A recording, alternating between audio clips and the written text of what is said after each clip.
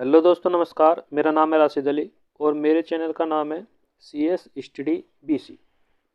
देखो भाई, मैं आपकी तैयारी करा रहा हूँ बी कॉम थर्ड सेमेस्टर, जिसके महासाकुम्भरी के पेपर स्टार्ट होने वाले हैं 30 जनवरी। आज 30 जनवरी है। आज से पेपर स्टार्ट होने वाले हैं और 3 फरवरी को बी कॉम वालों का पेपर है, स्टार्टिंग है शुरू का ही। फर्स्ट सेमेस्टर वालों का है बिजनेस ऑर्गेनाइजेशन और थर्ड सेमेस्टर वालों का है कंपनी लो। और भाई आपका स्टार्टिंग का पेपर हो जाएगा, फिफ्थ सेमेस्टर का हो जाएगा आपका कॉर्पोरेट अकाउंट का। ठीक है भाई। तो बी कॉम थर्ड सेमेस्टर है कॉस्ट अकाउंट, इसके मैं अति लघु क्वेश्चन लाया हूँ आपके लिए। ठीक है भाई, वेरी इंपॉर्टेंट क्वेश्चन है आपके लिए। अगर चैनल पर नए हो तो बस चैनल को सब्सक्राइब कर लीजिए, जिससे आपको नोटिफिकेशन मिलता रहे समय समय पर। देखो, पहला क्वेश्चन है बिन पत्रक क्या है। ठीक है भाई। ये क्वेश्चन 2008, 2014, 2019, 2021 और 2022 में पूछा गया है। बिन पत्रक क्या है, ये क्वेश्चन बहुत बार रिपीट होता है एग्जाम के अंदर। बैक के अंदर भी हो जाता है और मेन क्वेश्चन जो मेन एग्जाम होते हैं उनके अंदर भी हो जाता है। देखो बिन सॉरी बिन पत्रक से आशय उसे कार्ड या प्रपत्र से है। सामग्री भंडार के स्थान पर अंदर रखी प्रत्येक अलमारी, रैंक या दराज, जिसे हम बिन पत्रक के नाम से पुकारा जाता है। ठीक है भाई। सामग्री या भंडार गृह के अंदर एक कोने में बिन पत्रक टंगा रहता है भाई। ठीक है, जिसके अंदर समस्त सामग्री, ठीक है, पूरे बिन पत्रक में लिखा जाता है। इसमें सामग्री का नाम, संख्या, शेष सामग्री, न्यूनतम सामग्री और तिथि, सामग्री का आगमन और निगमन यानी कि आने और जाने का प्रत्येक दिन होता रहता है। इसको ही क्या कहते हैं भाई, बिन पत्रक कहते हैं। ठीक है भाई। और बिन पत्रक का ये हमारा फॉर्मेट है। ये इस तरह बिन पत्रक का फॉर्मेट बनेगा। ठीक है। आप यहाँ से, जैसे मैंने यहाँ लिख रखा एस के लिमिटेड मुजफ्फरनगर खतौली, तो आप यहाँ कुछ भी लिख सकते हैं, किसी भी कंपनी का नाम लिख सकते हैं, क्योंकि एग्जामिनर को तो सिर्फ क्या चाहिए, फॉर्मेट चाहिए। मेटेरियल, ठीक, dot dot, bin number, dot dot, code number, dot dot, और मैक्सिस लेवल, डॉट डॉट, और एस एल फेलो, डॉट डॉट, और मिनिमम लेवल, डॉट डॉट। ठीक है, इस तरह ये आपका ये लिखा जाएगा और ये आपका एक फॉर्मेट है। सबसे पहला कॉलम है डेट का और फिर कॉलम है रिसिप्ट यानी कि चालान नंबर और उसकी क्वांटिटी। ठीक है, रिसिप्ट में 2 कॉलम बनेंगे, एक चालान नंबर का और एक क्वांटिटी का या क्वालिटी का क्या बोल दो।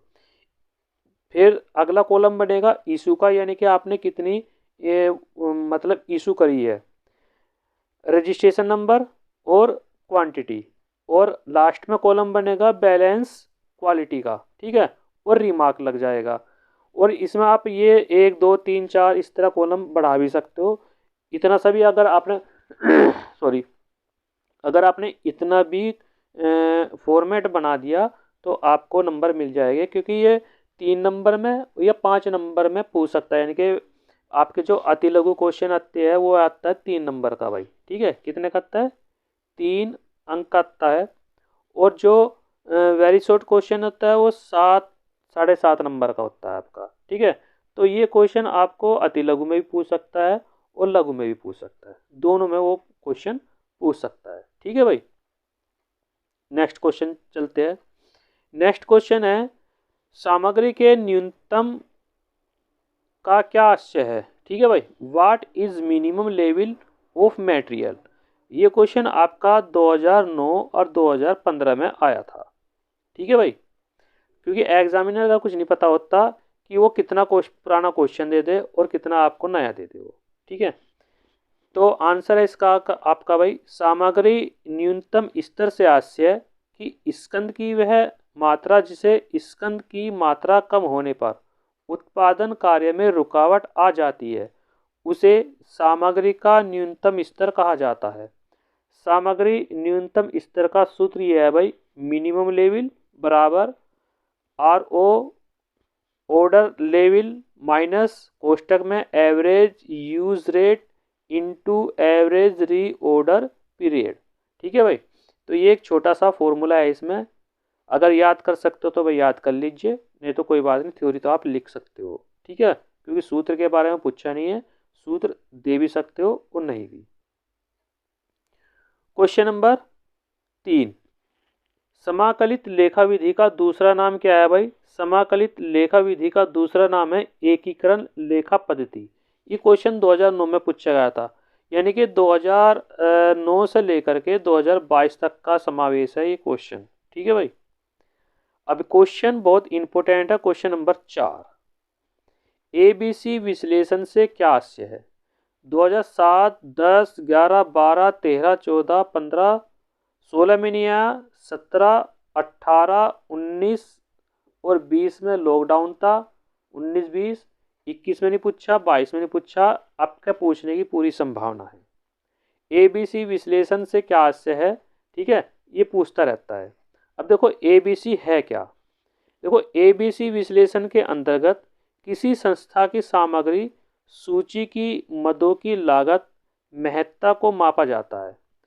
ए श्रेणी के अंतर्गत सर्वाधिक मूल्य की सामग्री में कुल वस्तुओं की केवल 5 से 10% तक संख्या में होगी, जिनका मूल्य कुल संख्या की 70 से 75 तक हो सकती है। ठीक है, और तथा सी श्रेणी के अंतर्गत न्यूनतम मूल्य की सामग्री को रखा जाता है तथा इन दोनों श्रेणियों के बीच की सामग्री अथवा कुल संख्या की 70 से 75 हो, और ए तथा सी के दोनों श्रेणियों के बीच की सामग्री बी श्रेणी में रखा जाता है। 20% श्रेणी में 15 से 25% तक रखा जाता है।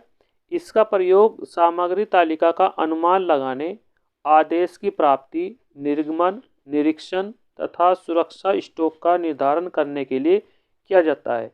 एबीसी विश्लेषण तकनीक के अंतर्गत महत्वपूर्ण मुद्दों पर ध्यान केंद्रित किया जाता है। इसे महत्ता एवं अपवाद द्वारा नियंत्रण या CIE के नाम से भी जाना जाता है।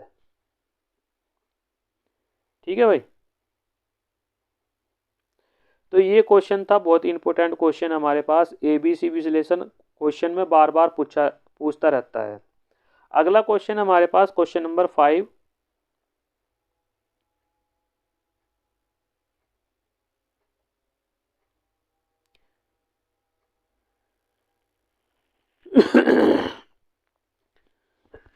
सॉरी,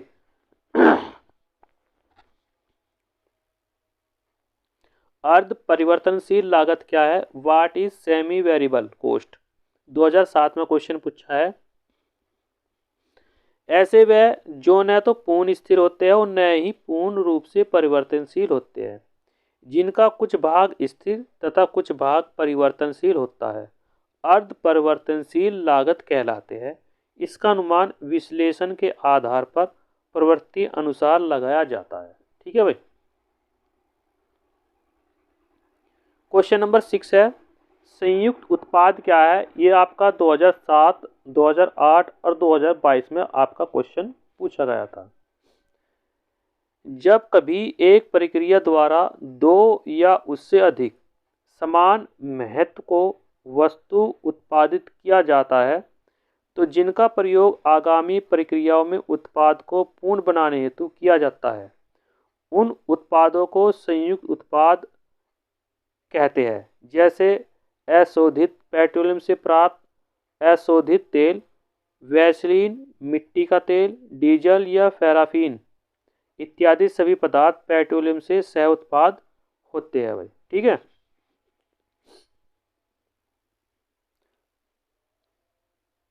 क्वेश्चन नंबर 7, हीफो से क्या आशय है भाई? ये आपका है हीफो से क्या आशय है? What is mean by HIFO? 2007, 2008 और 2021 में क्वेश्चन पूछा गया है। हीफो पद्धति के अंतर्गत स्टॉक में उपलब्ध सामग्री में से सबसे पहले और सबसे अधिक मूल्य पर की गई सामग्री को निर्गमन तिथि पर निर्गमित किया जाता है। इसके पश्चात उसे कम मूल्य वाली सामग्री निर्गमित की जाती है। इसे ही ईफो या सर्वोच्च आना पहले जाना पद्धति कहा जाता है। यह पद्धति महंगी सामग्री को शीघ्र समाप्त कर देने के सिद्धांत पर आधारित होती है। क्वेश्चन नंबर 8, असामान्य लाभ क्या है 2007? क्योंकि असामान्य लाभ, असामान्य क्षय, असामान्य बचत, ये 3 पॉइंट एग्जाम के अंदर लॉन्ग क्वेश्चन में जरूर पूछे जाते हैं भाई। ठीक है, यहाँ से आप तैयारी इसको कर लेना।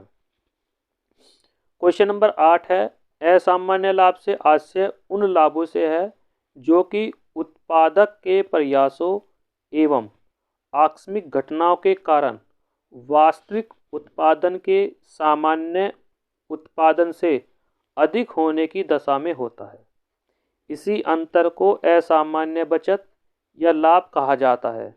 यह आकस्मिक अथवा अस्थायी होता है, अतः इसका उत्पादन लागत पर कोई भी प्रभाव नहीं पड़ने देना चाहिए। ठीक है, तो ये भाई आपका 2008 में पूछा गया, 2007 में पूछा गया था, असामान्य लाभ क्या है। क्वेश्चन नंबर 9 है, मशीन घंटा दर क्या है? 2008 और 2012 में क्वेश्चन पूछा गया था। मशीनों द्वारा उत्पादन करने पर किसी मशीन को 1 घंटा चलने पर कुल ऊपरी व्यय ज्ञात करने की विधि को ही मशीन घंटा दर कहा जाता है। क्वेश्चन नंबर 10, लागत पत्रक क्या है? अब देखो 2008 में आया, फिर 2015 में आया और 2022 में आया। ये क्वेश्चन है जो इम्पोर्टेंट है एग्जाम की दृष्टि से कि कौन सा क्वेश्चन कौन से सन में आया हुआ है, उनकी ये सीरीज चल रही है। लागत पत्रक क्या है? लागत पत्रक एक ऐसा विवरण है जिसमें उत्पादन संबंधी समस्त सूचनाओं को मूल लागत, कारखाना लागत, उत्पादन लागत तथा कुल लागत के रूप में विश्लेषित करके प्रस्तुत किया जाता है ताकि इससे उत्पादन प्रति इकाई लागत व कुल उत्पादन मात्रा का ज्ञान हो सके।